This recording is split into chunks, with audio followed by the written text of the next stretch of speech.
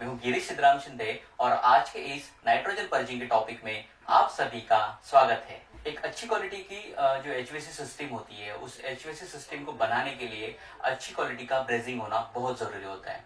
और अच्छी क्वालिटी की ब्रेजिंग को करने के लिए बहुत सारे सिस्टम्स में ब्रेजिंग करते वक्त में कॉपर ट्यूब जो होती है उसके अंदर से नाइट्रोजन गैस जो है उसको बहाया जाता है और उस नाइट्रोजन गैस के बहाने से ब्रेजिंग की क्वालिटी अच्छी मिलती है। आज के इस टॉपिक में हम देखेंगे नाइट्रोजन गैस से ब्रेजिंग की क्वालिटी अच्छी क्यों होती है और नाइट्रोजन बहाते वक्त में क्या क्या प्रिकॉशन लेना जरूरी है। नॉर्मली आपने देखा होगा कि जो लोहा होता है वो जब हवा के कांटेक्ट में आता है तो लोहे के ऊपर एक काली परत जमा हो जाती है जिसको हम जंग कहते हैं। बेसिकली होता क्या है, लोहा जब हवा के साथ के कांटेक्ट में आता है तो हवा में जो ऑक्सीजन होता है वो ऑक्सीजन लोहे के ऊपर रिएक्ट करता है और उसको लोहे को खाता है और लोहे के ऊपर क्या हो जाती है, एक परत जमा हो जाती है जिसको हम जंग कहते हैं। कॉपर के साथ में भी सेम चीज होती है। जो कॉपर के पाइप्स होते हैं या ट्यूब्स होती है वो जब हवा में रखते हैं तो हवा में जो ऑक्सीजन होता है वो कॉपर के ऊपर रिएक्ट करता है और रिएक्ट करने के बाद में कॉपर के ऊपर एक लेयर क्रिएट होता है जिसको हम क्यूप्रिक ऑक्साइड कहते हैं। अब ये जो क्यूप्रिक ऑक्साइड है ना, वो अगर बाहर से जमा हो जाता है तो उसको हम लोग क्लीन कर सकते हैं, लेकिन कई बार क्या होता है, एक क्यूप्रिक ऑक्साइड कॉपर ट्यूब के अंदर से जमा होता है और अंदर जब परत जमा होती है और ये पाउडर फॉर्म में होता है, ब्राउन कलर का या फिर ब्लैक कलर का होता है और ये पाउडर क्या हो जाती है, जब हम सिस्टम चलाते हैं ना तो ये पाउडर बह के जाती है। ये जो क्यूप्रिक ऑक्साइड है जंग जैसा होता है वो जाके फिर आगे जो कैपिलरी ट्यूब या एक्सपेंशन वॉल या कोई भी जो वॉल्स होते हैं उस वॉल पे जाके पाउडर फंस जाती है और सिस्टम को चोक कर देती है। और इसके लिए हमें क्या करना होता है, जब हम ब्रेजिंग करते हैं तो ऐसे वक्त में ये जो ऑक्सीजन है उस ऑक्सीजन का और कॉपर ट्यूब का जो है संपर्क नहीं होना चाहिए, कांटेक्ट नहीं होना चाहिए। और उस कांटेक्ट को ब्रेक करने के लिए हमें क्या करना पड़ता है, कॉपर ट्यूब से नाइट्रोजन गैस जो है उसको छोड़ना पड़ता है। तो जब हम नाइट्रोजन गैस छोड़ते हैं तो ऑक्सीजन का और कॉपर ट्यूब का कांटेक्ट नहीं होता और वो जो क्यूप्रिक ऑक्साइड है अंदर जमा नहीं होता, जिसके कारण कॉपर ट्यूब चोक नहीं होती। कई बार आपने नोटिस किया होगा कि जब हम नया कंप्रेसर लेके आते हैं ना और कंप्रेसर में जो 3 लाइन होती है, चार्जिंग लाइन होती है, डिस्चार्ज लाइन होती है, सक्शन लाइन होती है, उसके ऊपर रबर के बुश होते हैं। जब आप प्लायर से उस रबर के बुश निकालते हैं ना तो अंदर से गैस बाहर निकल के आती है। तो वो जो गैस है वो नाइट्रोजन गैस होती है और जो कंप्रेसर मैन्युफैक्चरर होते हैं, कंप्रेसर बनाने वाली कंपनी होती है, वो कंपनी क्या करती है, कंप्रेसर को बनाने के बाद में अंदर नाइट्रोजन गैस भरती है। क्यों नाइट्रोजन गैस भरती है? क्योंकि कंप्रेसर के अंदर भी लोखंड के या कॉपर के पार्ट्स होते हैं। अगर हम नाइट्रोजन गैस उसके अंदर नहीं भरते हैं तो जो ऑक्सीजन है वो कंप्रेसर के अंदर चला जाएगा हवा के साथ में और अंदर जाके जो लोहे के पार्ट्स है या कॉपर के पार्ट्स है उसमें जंग लग जाएगा। ओके, और उसके बाद भी कंप्रेसर जो है ठीक से काम नहीं करेगा। इसके लिए मैन्युफैक्चरर क्या करते हैं, मैन्युफैक्चरर जब कंप्रेसर को मैन्युफैक्चर करते हैं, बनाते हैं, तो उसमें नाइट्रोजन गैस भर के ऊपर से रबर का बुश लगा के लाइन में हमारे पास में भेजते हैं और जब हम नया कंप्रेसर खोलते हैं और बुश निकालते हैं तो उसमें से नाइट्रोजन गैस निकल जाती है। तो यहाँ पे भी नाइट्रोजन गैस यूज करने का रीजन क्या है कि कंप्रेसर के अंदर कोई जंग ना लगे या कोई ऑक्साइड जमा ना हो, इसके लिए नाइट्रोजन गैस इसमें यूज की जाती है। साथ ही में कुछ जो कॉपर ट्यूब के पाइप्स हम लोग नए लेके आते हैं तो उसके एंड भी अगर आप देखोगे तो उसको ढका होता है और कई बार उसमें नाइट्रोजन गैस भी भरी जाती है। तो उसके एंड को ढकने का रीजन क्या है? एक तो रीजन है कि इसके अंदर कोई धूल मिट्टी ना चली जाए अंदर, और सेकंड रीजन होता है कि अंदर हवा जाके कहीं ना कहीं अंदर से कॉपर ट्यूब जो है इसके ऊपर ऑक्साइड जमा ना हो और इसके लिए इसको कवर किया जाता है। और इसको खोलने के बाद में कई बार शायद उसमें से नाइट्रोजन गैस निकलती भी होगी। कई मैन्युफैक्चरर उसमें नहीं भी भरते, सिर्फ कैप लगा के भी बेचते हैं, तो वैसा भी हो सकता है। तो कैप लगाने का रीजन क्या है? अंदर एयर जाके कहीं ना कहीं ऑक्सीजन का और कॉपर ट्यूब का रिएक्शन होके कोई ऑक्साइड वगैरह इसमें जमा ना हो। तो सिमिलर क्या होता है, जब हम ब्रेजिंग करने जाते हैं ना तो ब्रेजिंग करते तो क्या होता है, तो कॉपर ट्यूब को जोड़ते तो उस वक्त में टेम्परेचर काफी ज्यादा होता है ब्रेजिंग करने के टाइम में। जब टेम्परेचर ज्यादा होता है ना तो केमिकल रिएक्शन ज्यादा तेजी से होती है, फास्ट होती है। तो ऐसे वक्त में समझो 2 कॉपर ट्यूब को जोड़ रहे हैं और हम लोग ने ब्रेजिंग टॉर्च वहां पे लगाई तो अब ज्यादा से ज्यादा तेजी से क्या होगा, वहां पे ऑक्साइड फॉर्म होगा। कई बार ब्रेजिंग जो रेगुलर करते हैं उनको पता होगा कि ब्रेजिंग करते तो कॉपर ट्यूब साइड से काली हो जाती है। रीजन क्या है? हवा का ऑक्सीजन जो है वो ज्यादा क्वांटिटी में ज्यादा तेजी से रिएक्ट करता है कॉपर ट्यूब के ऊपर और उसकी वजह से बाहर आपको काला नजर आता है।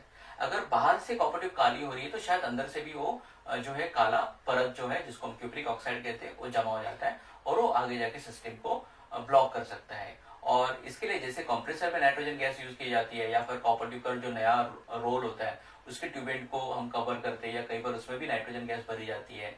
तो वैसा करने से क्या हो जाता है, अंदर कोई ऑक्साइड जमा नहीं होता। तो सिमिलर टू दैट जब हम ब्रेजिंग करते हैं, जब वीआरबी सिस्टम्स होती है, सब डीएक्स सिस्टम है, पूरी कॉपर की ट्यूबिंग होती है और उसमें बहुत सारे ब्रेजिंग जॉइंट होते हैं।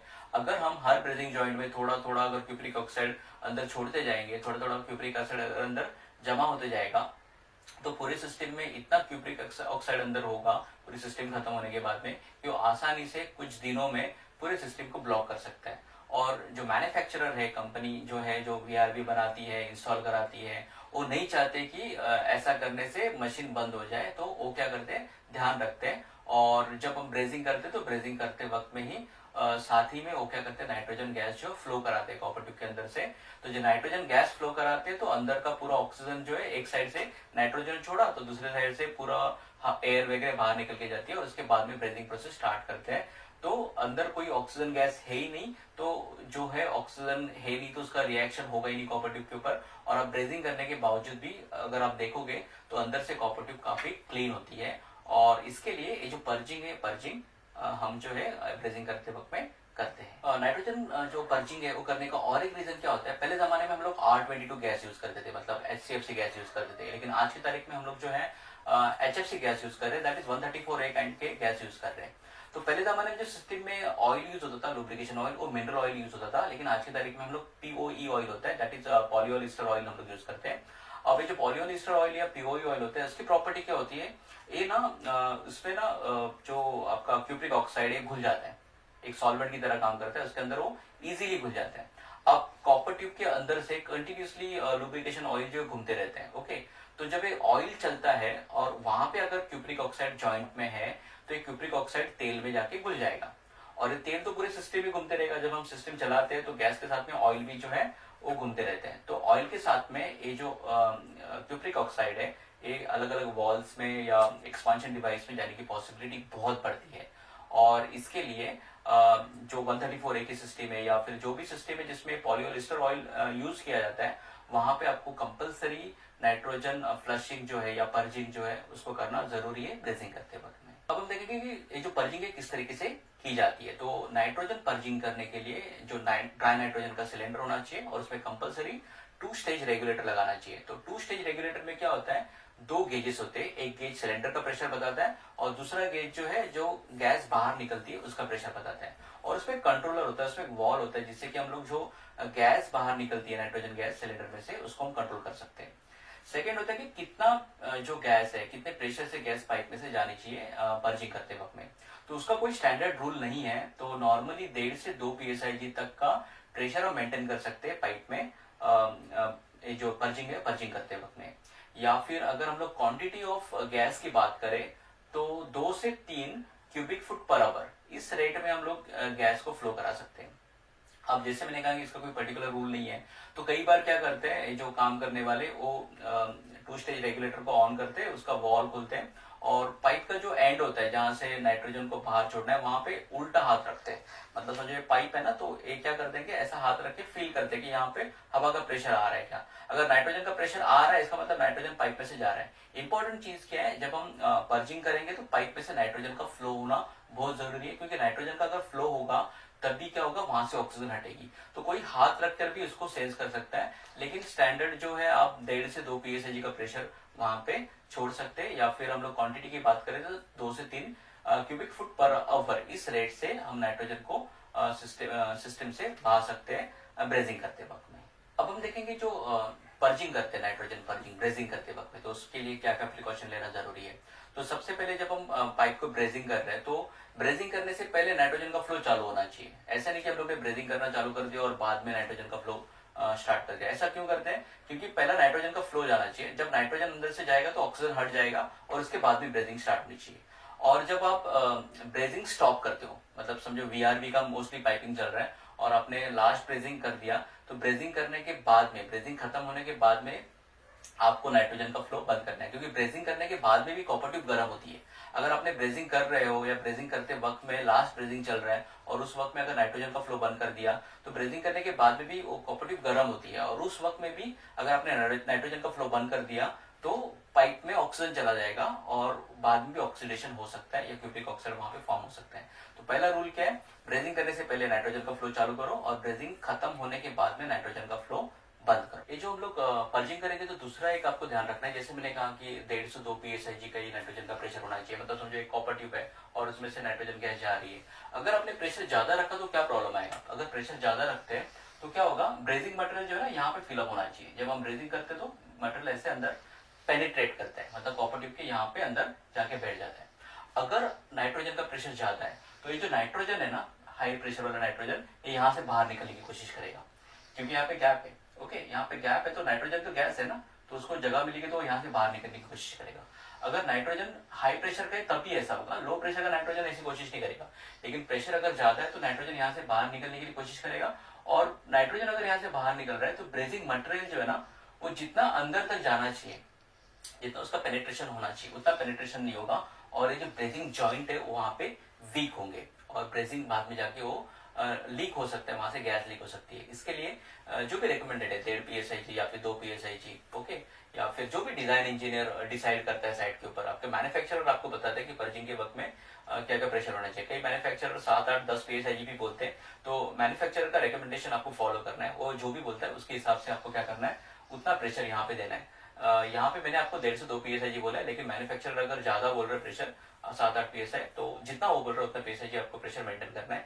उससे ज्यादा अगर आप करते हो, मैन्युफैक्चरर ने या डिजाइन इंजीनियर ने जो बोला उससे ज्यादा प्रेशर अगर आप अप्लाई करते हो, तो शायद गैस यहाँ से निकलने की कोशिश करेगी, और ब्रेजिंग मटेरियल जो होता है वो तो गर्म करने के बाद में हल्का हो जाता है और वो उतरने की कोशिश करता है, लेकिन गैस उसको अंदर तक जाने नहीं देता और ब्रेजिंग जॉइंट वहां पे वीक हो जाते हैं। आगे आपको जो नाइट्रोजन पर्जिंग करते हैं, तो उस पर्जिंग में आपको फ्लो रेट का ध्यान देना है। मैंने यहाँ पे जो फ्लो रेट बोला, दैट इज 2 to 3 क्यूबिक जो होता है क्यूबिक फीट पर आवर के हिसाब से फ्लो रेट रखना है। अगर आप ज्यादा क्वांटिटी में नाइट्रोजन जो है यहाँ से फ्लो कराओगे, यहाँ पे जो नाइट्रोजन है वो 2 से 3 जो क्यूबिक फुट बोला पर आवर, उससे ज्यादा फ्लो कराओगे तो क्या होगा, ज्यादा क्वांटिटी में नाइट्रोजन पाइप में से पास होगा। जब नाइट्रोजन पास होता है ना, तो नाइट्रोजन गैस जो है वो क्या कर रही है, यहाँ पे जो आप हीट अप्लाई कर रहे हो, ब्रेजिंग करते हो, तो ये जो जॉइंट है, जॉइंट में हम हीट देते हैं। ओके, तो ये जो हीट है उसको कैरी करेगा। नाइट्रोजन अगर ज्यादा जाएगा तो वो क्या करेगा, जाते जाते में अपने हीट कैरी करेगा। तो यहाँ पे जितना हीटिंग होना चाहिए उतनी हीट मिलती नहीं है, और अगर हीट नहीं मिलेगी तो कॉपर ट्यूब बाहर से तो गर्म होगी, लेकिन अंदर से जितनी गर्म होनी चाहिए उतनी गर्म नहीं होगी, तो ब्रीदिंग जॉइंट यहाँ पे जो है वीक होगा, या फिर उसकी इफिशियंसी डाउन हो जाएगी।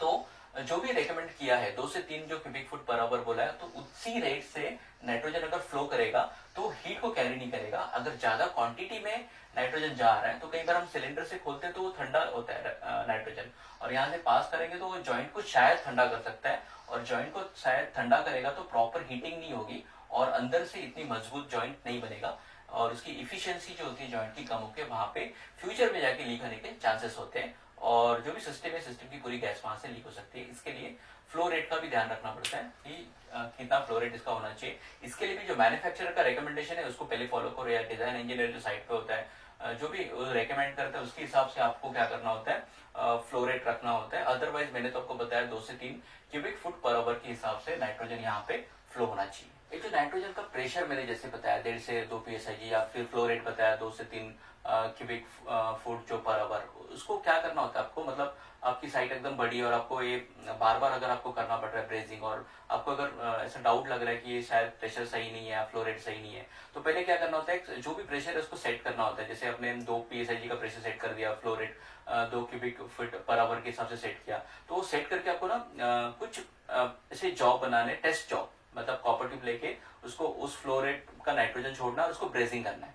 ओके, ब्रेजिंग करने के बाद क्या करो, आप उसको कट करके देखो। कट करने के बाद में आप उसको, कोई एक्सपर्ट होता है ना ब्रेजिंग का, उसको दिखा के चेक करो अंदर से कि वेदर वो ब्रेजिंग प्रॉपर हुआ है क्या, मतलब उसका पेनिट्रेशन जो होता है ब्रेजिंग मटेरियल का, पेनिट्रेशन प्रॉपर हुआ है क्या, अंदर ऑक्साइड जमा है क्या, ये सब आपको क्या करना होता है, चेक करना पड़ता है। तो आपको कुछ जॉब जो है इसको हम लोग टेस्टिंग कहते हैं, उसको टेस्ट करना पड़ेगा, और आपको लग रहा है कि नहीं यहाँ पे ज्यादा क्यूप्रिक ऑक्साइड जमा हो रहा है, तो उस वक्त उस केस में आप क्या कर सकते हो, फिर उसका प्रेशर बढ़ा सकते हो, या फिर नाइट्रोजन का फ्लो रेट थोड़ा सा बढ़ा सकते हो। जो 2 PSIG वहां पे 3 PSIG कर सकते हो, जो 2 क्यूबिक फुट पर आवर है उसको 3 क्यूबिक फुट पर आवर करके फिर से क्या करना होता है, आपको ब्रेजिंग करना होता है, और फिर से ब्रेजिंग जॉइंट को इंस्पेक्ट करना होता है। कट करके इंस्पेक्ट करो ताकि अंदर पता चले कि क्यूप्रिक ऑक्साइड जमा है क्या, ब्रेजिंग का पेनिट्रेशन सही हुआ है क्या। और जब एक्सपर्ट चेक करेंगे और आपको बोलेंगे नहीं ये सब प्रेशर सही है और ये फ्लो रेट सही है, तब उस प्रेशर और फ्लो रेट को आपको क्या करना होगा, सेट करके बाद में आगे का ब्रेजिंग करना है। लेकिन बेटर होगा कि अगर बड़ी साइट है तो पहला कुछ बेंच के ऊपर कुछ टेस्टिंग करो, और टेस्टिंग करके सेट कर लो एक बार प्रेशर क्या होना चाहिए, फ्लो रेट क्या होना चाहिए। जिस प्रेशर और फ्लो रेट में ब्रेजिंग भी मजबूत हो रही है, ब्रेजिंग का पेनिट्रेशन अच्छा हो रहा है मटेरियल का, और क्यूप्रिक ऑक्साइड बिल्कुल भी जमा नहीं हो रहा है, उस फ्लो रेट को और उस प्रेशर को स्टैंडर्ड मान के फिर आगे आपको साइट पे काम कंटिन्यू करना है।